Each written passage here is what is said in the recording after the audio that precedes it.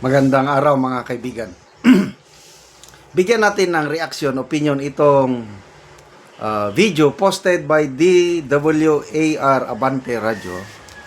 Talumpati ito ni Tatay Digong natin noong 2020. Yung nakikita niyang tension sa Middle East, giyera ng Iran versus US and Israel.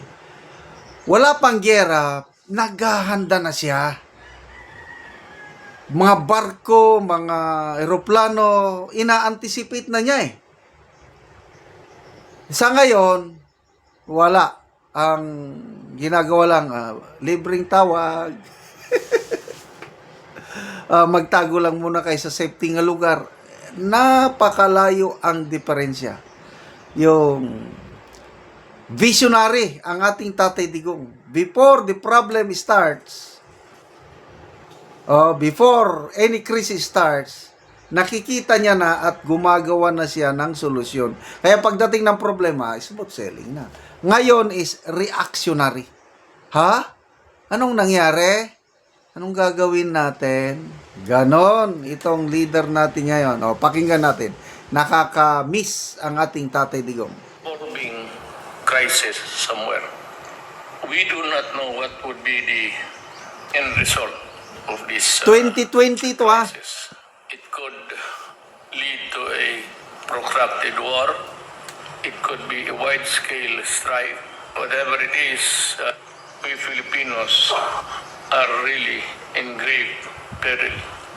We have so many millions, nearing 3, I think, of Filipinos working mainly in the Middle East. Kinakabahan ako. Iran seems to be bent on a retaliation, which I think will come. It's a matter of time. Retaliation or the cry for blood is there. I do not have anything, nary worry, were it not for the fact there are a lot of Filipinos there. And it would take us a huge gargantum effort just in case total war breaks out of how to bring them back safely. I called for the major commanders yesterday afternoon. I told them of the gravity of the situation and told them that they have to start even the deployment itself. You just cannot, there's no such thing as a minimalist view here. It's fraught with danger. And I'm afraid of the so many lives of our countrymen in jeopardy at that place. I was tinkering with the idea of calling a special session Congress. If it spells the difference between the life and death of Filipinos, Sonny Dominguez says, we have the money. Wow! We will buy, borrow, steal. Nakawa natin yung central bank mismo natin. If we have to do it, we will do it. But since you are all here, my dear colleagues in government, I was once a congressman. We never had this kind of problem. Or it was all politics and who was going to be the next what. Yun lang ang uri namin. But ngayon, I suggest that Congress, even for about 1 or 2 days, discuss the problems, the ramifications. But I don't know where you want to put the money. Ako, ayaw ko. But if there's a thing that would need on standby, that I can, that the government can get immediately, source it from where, so that we can use the money immediately. We might want to place it in the hands of a committee. Kasi ayaw ko yung magpinta-kwenta ako pagkatapos with that huge amount. I do not want to be bothered with that kind of... we need billions there. Standby lang. And calculate what would be the calibrated withdrawals. First, in places where it is really very dangerous. You know, if Iran poised to strike, it will not strike Iraq. because as it is, Iraq is already in a sorry state. Maybe Iran rather would go for a more bloody nose. And there's only one there. It could be Saudi Arabia. There's my dad. There is You see? Talagang nakakamiss ang ating Tatay Digong. That was 2020. Wala pang pumutok na gera. Nakikita niya na at naghahanda na. Maghanda. We need billions. At may pera tayo. Gawin natin ang lahat kahit magnakaw. May isa pa siyang speech among OFWs. Kung kailangan magnakaw ako ng eroplano, gagawin ko para maiuwi ko kayo. Yun ang may tapang at malasakit. Hindi katulad ito ngayon na, walang makalipad ng eroplano. Magtago lang muna kayo sa safe na lugar. Ano ba yan?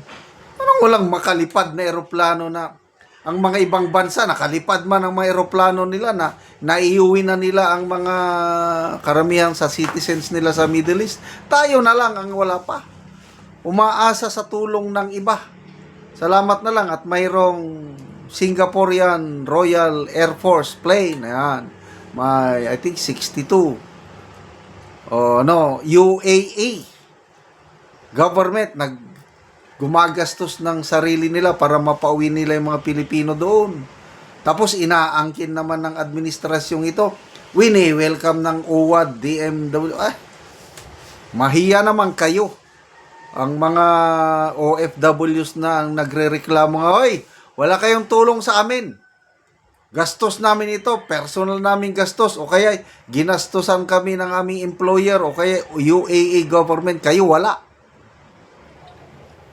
Hala, inuna pa kasi ang biyahe niya sa United Nations. Gumastos ng milyones.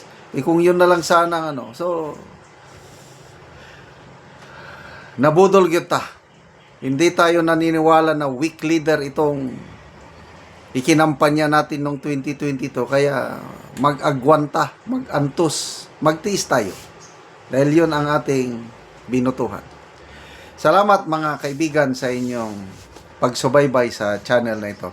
Nakakatulong kayo ng malaki sa tribong Talandig ng Bukidnon dahil ang sweldo natin sa channel na ito is pantulong sa tribo.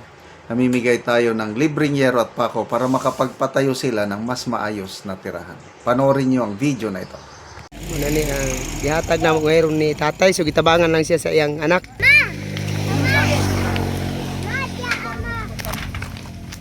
Muna ni ang atop ang karon. O karon muna ni ang atop sa tagaan na mo gero ni tatay, so ang gyud kining diri tungod sa kadtong daghan nga hangin, kusog nga hangin og kadtong bagyo, gipanglupad na gyud ang uban, so nangayo siya og tabang. So muna ni ang itsura sa iyang atop.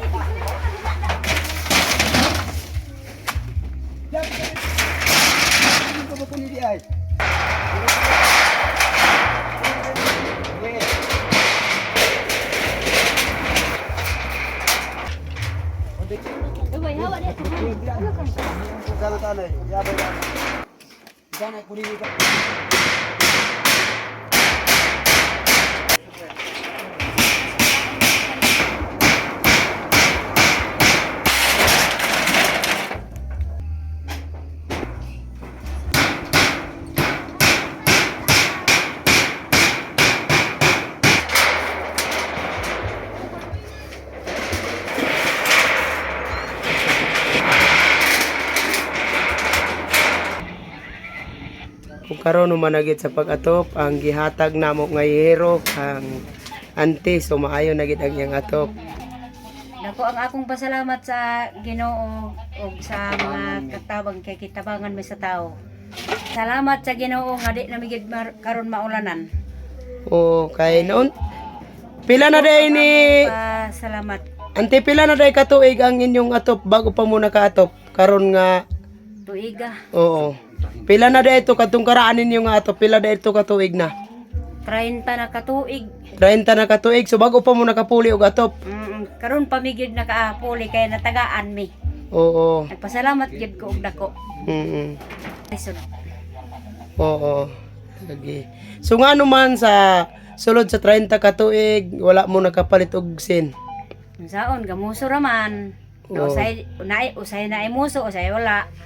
Oo, suguto bra sa pagkaon. Kuto ba sa pagkaon. Oo, so salamat kayo, te. Salamat sa